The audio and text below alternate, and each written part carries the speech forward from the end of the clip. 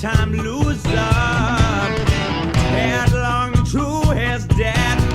Oh, he feels the piston scraping, steam breaking on his brow.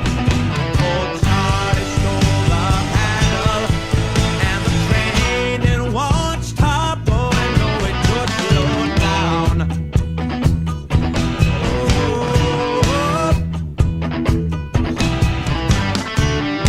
Sees his children jumping off the stations one by one.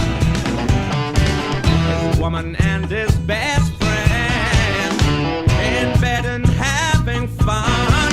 Oh, he's calling down the corridor.